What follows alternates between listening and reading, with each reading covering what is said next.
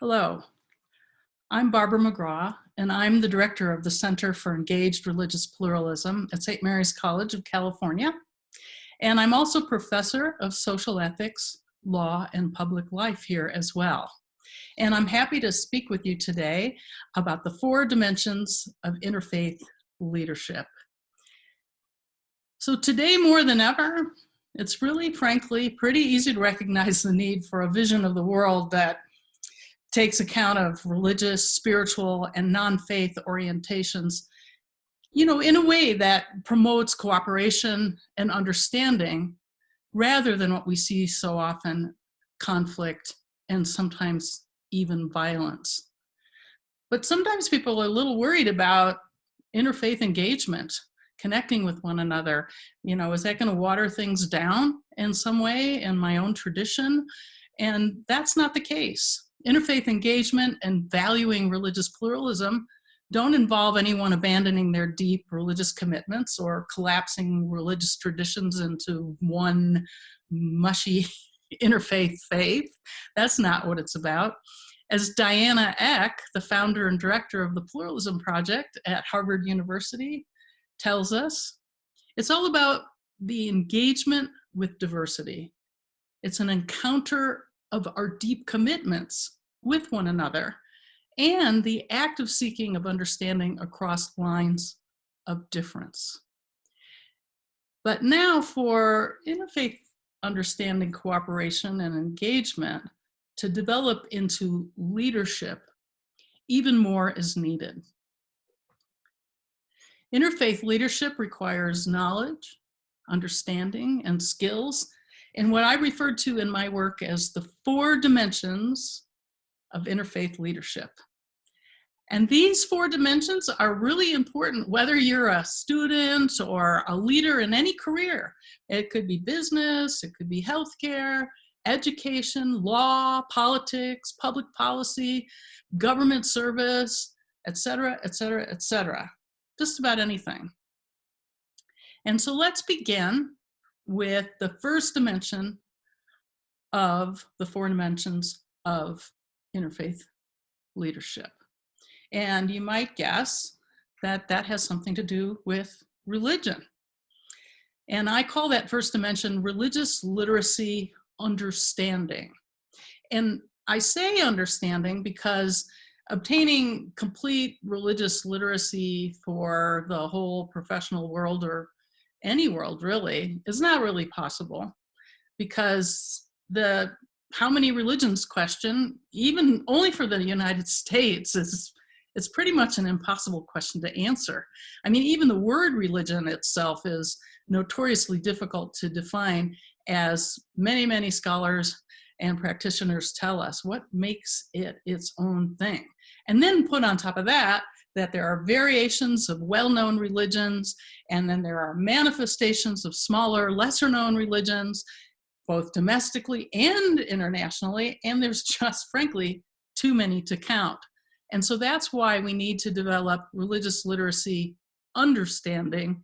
And what I mean by that is that it's about learning enough about a variety of well-known religions, as well as how people practice them in their various environments, so that it's possible to develop the capacity at least to know what questions to ask when you run across a religion you don't know anything about, or a version of a religion you do know something about. And then you have to understand that even the questions might be biased, because they can be framed by biased assumptions about what real religion entails. So you got to be really open here. And this is especially important in our globalized world today, and that's because of those deep value roots underlying every culture. Even those cultures that think of themselves as being secular, like France or the United States, have deep value roots that are religiously infused cultural values that come from the traditional religion of that particular nation or region. Okay, and those religiously infused cultural values, people carry those with them from all over the world into every group and organization and every project. So let me just give you one example.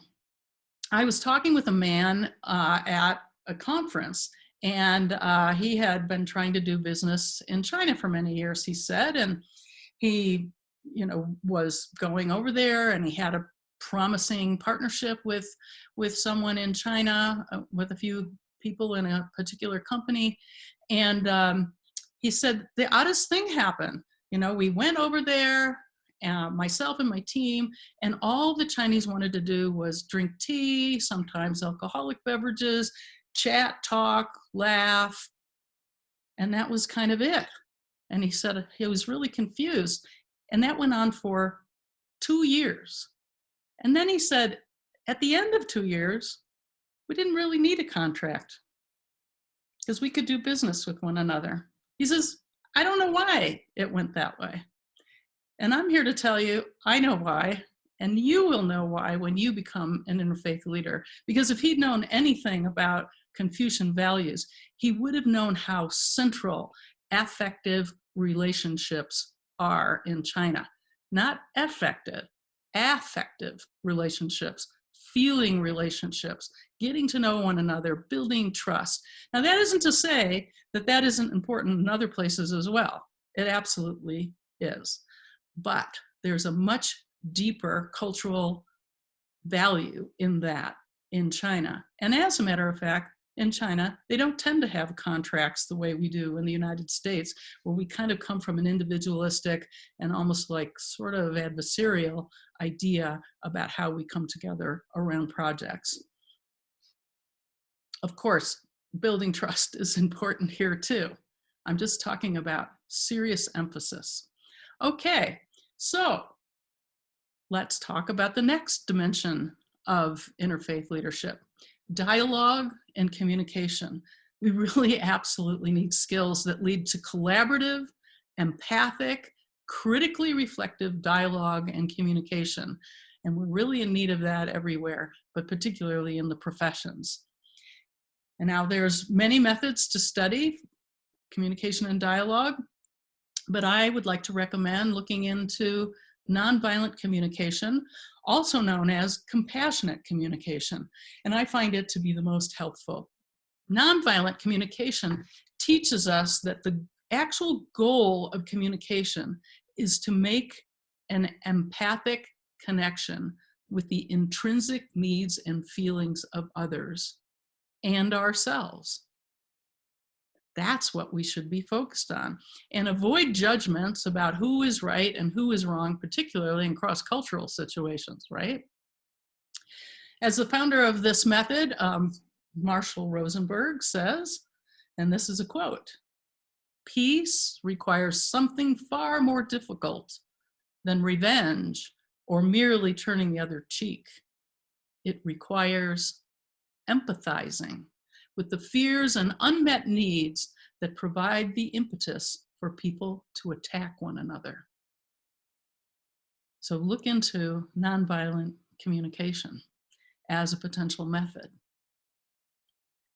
All right, so that brings us to the third dimension. Religious literacy understanding plus dialogue and communication methods lead us to the third dimension, which is overcoming lens bias. And what do I mean by that? I'm talking about the ability to discover one's own frame of reference, one's lens bias, like you got these glasses on and you're looking through them, right? And you want to have the ability to suspend that, which I refer to in my scholarly work as cognitive affective frame shifting.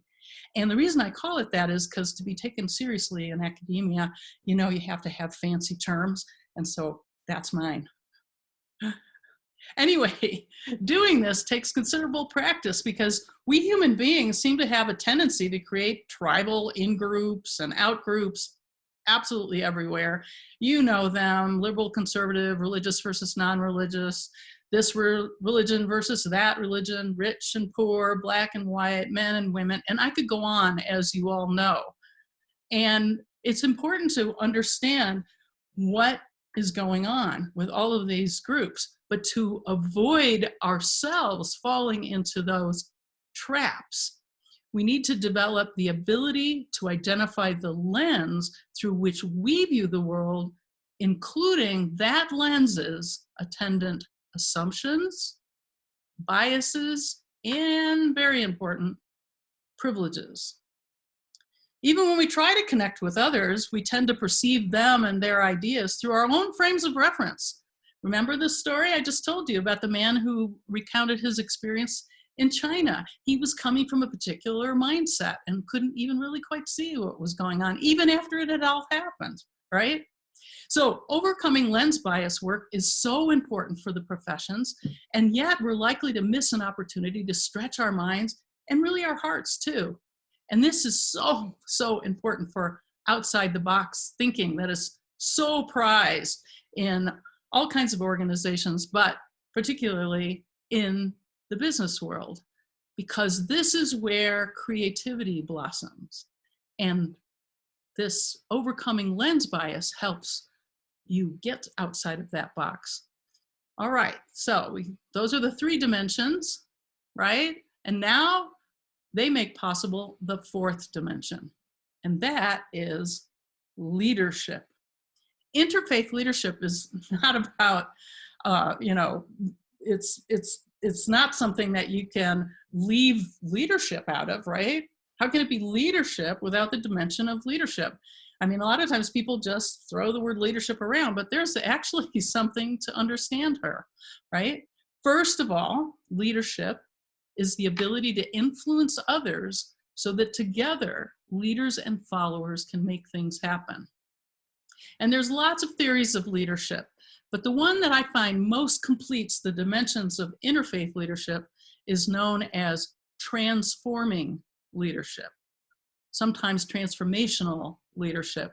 But James McGregor Burns, who was the one who first came up with it, liked the term transforming as not only an adjective, but also a verb.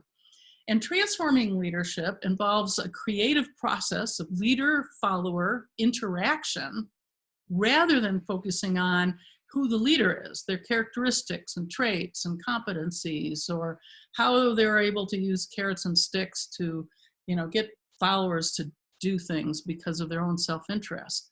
Rather, what happens is that transforming leaders motivate others by appealing to their intrinsic needs and higher values. So this approach to leadership is all about mutually motivational relationships and activities and appeals to shared values. So I think you might begin to see the through line in all 4 dimensions of interfaith leadership. We've got religious literacy understanding, we've got dialogue and communication, we have overcoming lens bias and transforming leadership, and all of them require reaching across the chasm of differences with respect for others, but more importantly, with compassion, not only for others, but for ourselves. So now, let's put it all together. In summary, who is an interfaith leader? Well, it's a person with the knowledge, capacity for self-reflection and empathy, values and communication skills to lead inclusively and effectively, to galvanize others across religious and non-faith differences, all in a collaborative, mutually respectful, transforming process with compassion for others and ourselves to achieve common, worthy goals. Now, whether it's in politics, business, education, healthcare, governmental agencies, any profession, this interfaith leadership is critical for effective leadership to achieve worthy goals. So I just want to thank you so much for taking the time to begin to learn about the 4 dimensions of interfaith leadership. And if you're interested in going deeper, check out our Learning More page on this site. for all sorts of resources, books, articles, helpful links, and of course, our other videos on this page. Thank you so much. See you next time.